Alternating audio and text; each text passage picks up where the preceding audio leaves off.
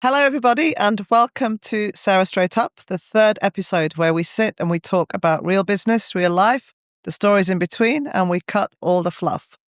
I'm your host, Sarah Malik, and with me today, I'm delighted to be hosting Mr. Ahmed Elnaggar, the managing partner and founder of Elnaggar Partners, founder of Emirates Legal Network, which is a fantastic social and professional networking club, one of its only kind in Dubai for lawyers, and the Monday Legal podcast.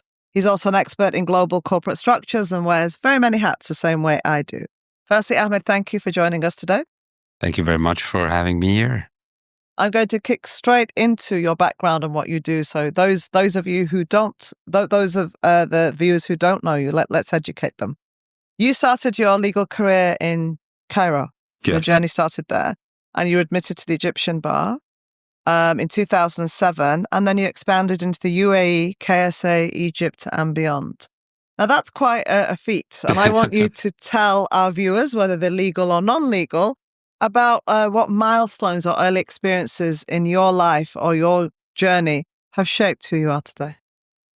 Well, thank you very much for having me, first of all. And the first thing I'm going to say about my career did not start in 2007. So I got that wrong. I think it started when I was 7 years old. And my dad is a lawyer, still practicing until now, God bless him. And my 3 elder sisters are lawyers. So it was...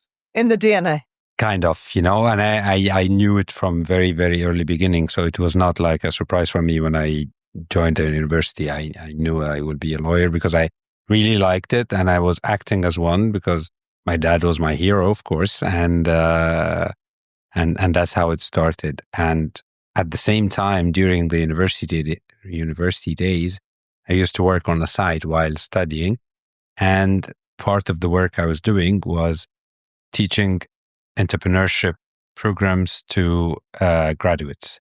So we were going to associations related to initiatives created by the UN in Cairo and outside of Cairo as well, to teach entrepreneurs how to establish companies and how to choose a location, what is the stock market and what is business. And I think both experience and this experience together with my studies and my upbringing shaped who I am today. And that leads me nicely to the next question, which is about who you are today. Your entrepreneurship, you're a lawyer, but you're not just a lawyer. You're also in business. As I say, you wear multiple hats. So you are the managing partner of a boutique firm, and you deal with everybody from small businesses to internationals across the world.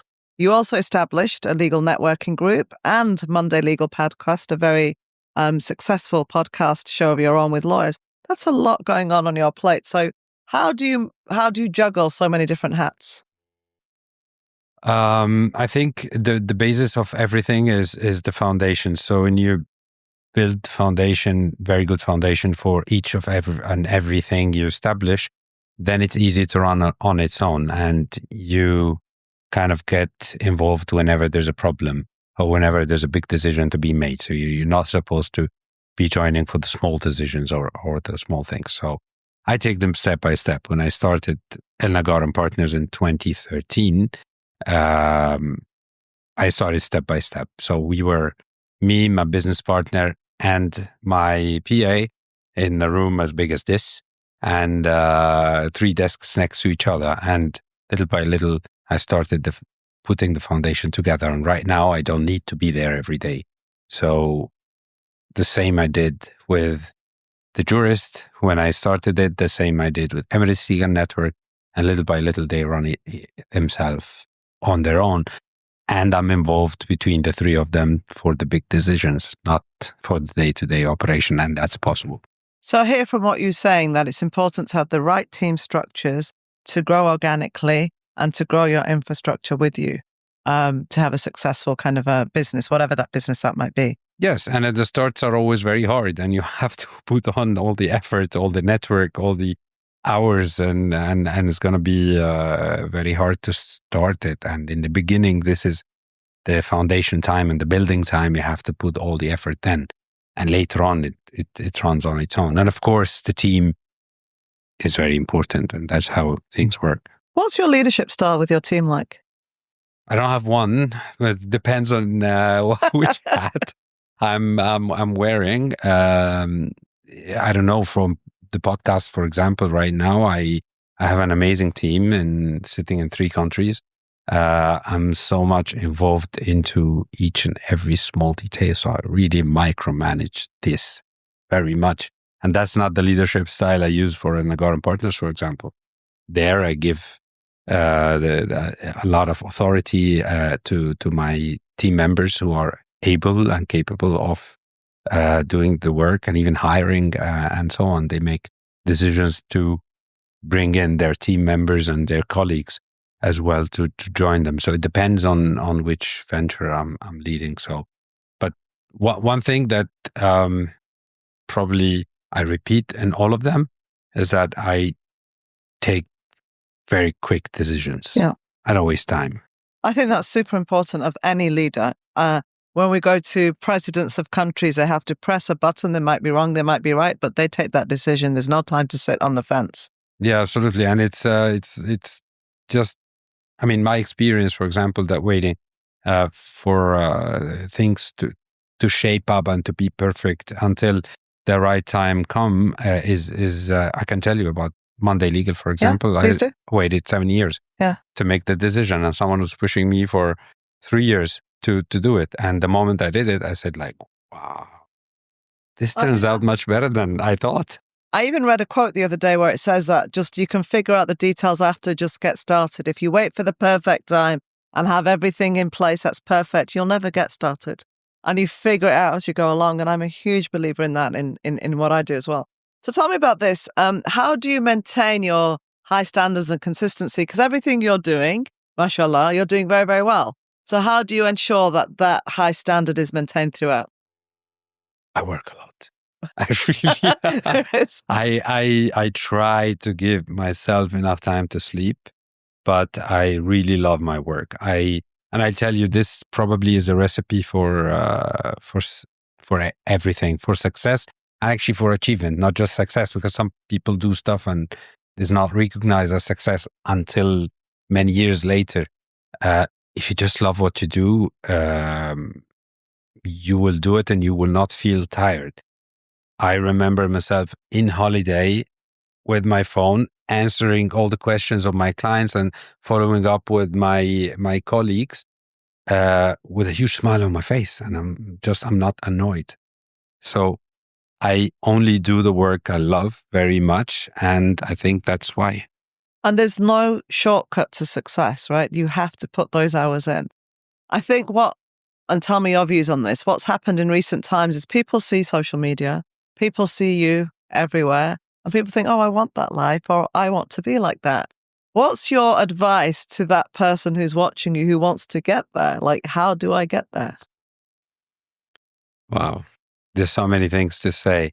First of all, my life is not what you see online. It's what you choose to show. Exactly. That's what I show. I mean, there's a lot of struggles. There's a lot of visits to the clinic, and there's a lot of medicine or supplements or fitness appointments. And sometimes I'm depressed, and sometimes I'm having less sleep and so on.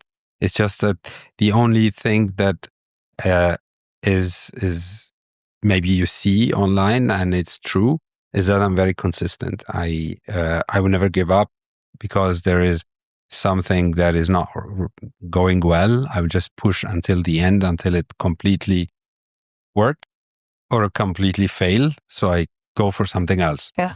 But that's what that's the advice. I mean, just do it till the end. Do it, see it, leave no stone unturned. Push. Follow it through. That's it. And if it doesn't work, you then take a different route. You don't sit there and wallow in that kind of self-pity if it didn't work. I always say that. I mean, just do it, fail now immediately so that you turn that page and go do something else, because there's no time for you to fail in 2 years. Just fail now. It's much better. Absolutely. And failure is a huge part of success. I always say that. Yes, I like to do it. I'm very much looking forward to my next failure. Absolutely. In the nicest way possible. Why Dubai? What makes you choose Dubai as your hub? That's where you're based.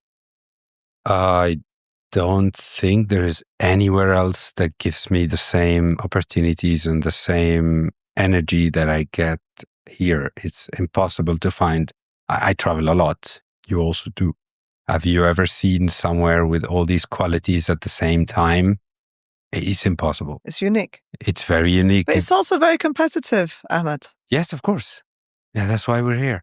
I mean, that's why we like it. Probably that's the adrenaline of having someone telling you it's not going to work. Yeah. And you know how many times people told me it's not going to work? I can imagine. Wow. You know, there's so many podcasts, there's so many law firms. Why do you think you're different? The amount of times I got told that as well. And you just, I don't know if you're like me, but I just sit back and I just listen. Okay, I'll show you twice. Yeah, That's the kind of mentality exactly. I have. And sometimes I even tell myself, like, just prove them right. Let's do it. Let's really put all your ideas on the table and let's see, maybe they're right and you need to learn something out of this. But I don't think that UAE is an easy place to compete. And this is very nice because there's a lot of creativity that comes out of this. And there's a lot of hardworking professionals who excel because of this. But there is one thing that I would like to say. There's a very nice say about New York, for example. I tell you, if you do it in New York, you can do it anywhere. Do it anyway, yeah. That just shows how hard is New York, right? Yeah. I think Dubai have reversed this. They created an environment that a lot of people can actually have a chance. There's a lot of opportunities and there's a lot of ways for you to find a place for yourself. It's a land of opportunities. Exactly. So they made it, on the other hand, I mean, they made it so easy that everybody has a chance. I've had a chance. Absolutely. If you're a good hard worker, you will get it. I believe in that. Now, just focusing on your legal practice, we have so many lawyers. Arguably, we're oversaturated with lawyers. I'm a lawyer as well. We all have our own law firms. How do you stay personal, authentic in a kind of environment where there's so much big law, there's so much competition? What's your mantra? Well, I'll tell you something very nice. This morning, I had a very, very nice call. Mm-hmm. A friend of a friend has referred a person to me, and this person already was with another lawyer on a case, and things went wrong, and he came to me to tell me the story. Okay. So for 1 hour, he's telling me what happened and the steps and so on and so forth. The thing that probably I enjoy the most is that I try my best to take only winning cases.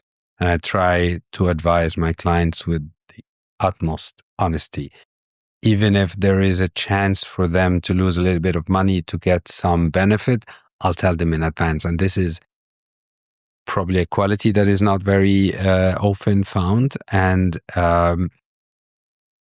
is something that I learned from my father. And he was always telling me that you don't let the chance for a client to come back to you and tell you that you've advised me that I'm going to win the case. So even if you're 100% sure you're going to win the case, you will tell the client 50-50. Yeah.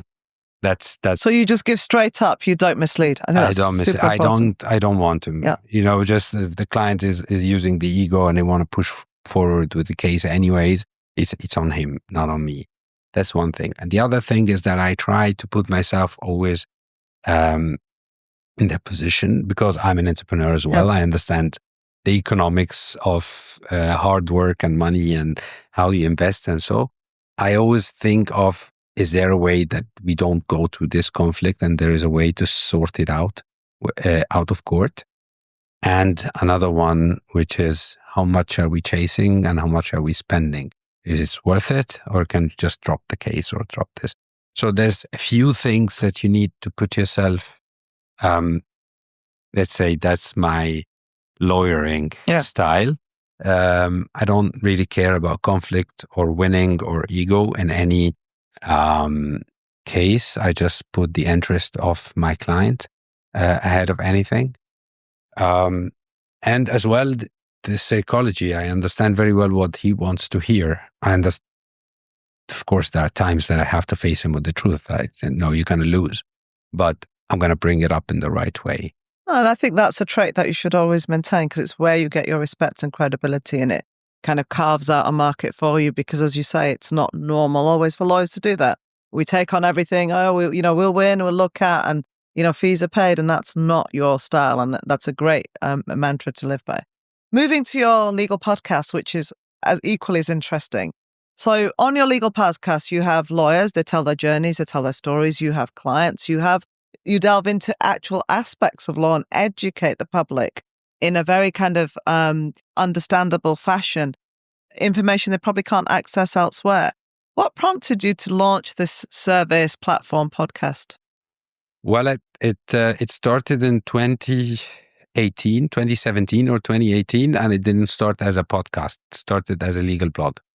It was very difficult for me when I started my journey here in 2008 to find legal content online. And it was very, very hard. So I was searching everywhere, and it was not an easy thing. Otherwise, I would go to the big companies that I have to pay so much. And I used to work for a boutique firm. Then they were not happy to invest too much in the tech startups that had legal knowledge. So I wanted to create this. So in 2017, when I had time after starting my company by maybe 4 years, I thought, let's go back to this problem and create space where lawyers get a little bit of promotion for themselves, get seen by publishing these articles and providing practical legal knowledge for free to the public. And it went very well, and it grew, and that made me, let's say, connect to a lot of lawyers and connect to my friends and clients who are very happy to read about these topics. And since then, I started to want to have the video, but I was pushing it later. Oh, I'm shy. So on and so forth for almost 7 years. And I just started in 2024. Fantastic. And you're doing really, really well. MashaAllah. Thank you. Moving to your other hat, you bring together the community. You're a connector. And I really love that. Being similar in my own kind of mindset, connecting people, opening doors, providing opportunities. Tell me the founding force behind Emirates Legal Network. Yeah. I'm a networker. I like a lot to go out, and I was member of many organizations like STEP organization, like BNI, like Swiss Business Council, Spanish Business Council. So my time is like on a weekly basis. I have to be somewhere networking with people to try to get clients or to just make friends. I remember the very early days of the IFC when we had the business breakfast gatherings with all the lawyers and bankers and asset managers and so on. And it was really fun to network and to go out of the office and to meet with them.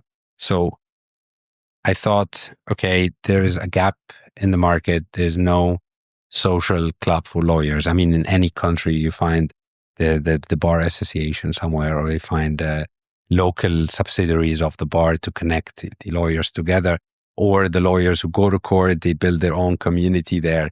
And here it was really missing. And I created it with a few of my colleagues and friends in the legal industry. And it kept growing organically. But you've gone further. When you give the example of a network, we have a broad legal network, fine, you go, you swap cards, you talk a bit about business. You've built a family, you've built a community, you've built a place of belonging for lawyers. That's how I see Emirates Legal Network. It's not just a networking, I'll go formally corporate. There's a warm atmosphere. People tend to support each other, reach out to each other. So was that your mantra from the beginning? Is that what you wanted to build, or was it just going to be a legal network purely for business? No, it was exactly what I wanted. I wanted to make the people connect and benefit from each other. And that's what actually builds the trust between them. And that's why I did not build any limitation to who's going to join unless they are related to the legal industry. But I put the private practice lawyers next to the in-house lawyers together. I didn't say that one of them are allowed and the other is not. Local law firms with Emirati lawyers who are doing only litigation can also join. compliance officers working for financial institutions can join. Corporate service providers who are specialized in company formation, attestation of documents can join. Legal translators who we do use every day for work can join. So the whole ecosystem and everybody who is connected to us and providing us with services and help. And that's what is a community. And that's why when we communicate, people ask each other questions, brainstorm, you find someone who knows this service or this and the answer to that question.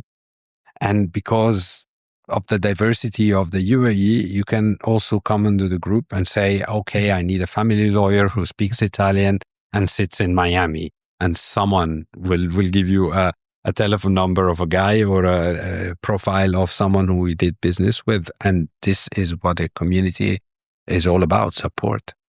Fantastic. Let's move to Kato. Tell me a bit about Kato and legal research and the background of that.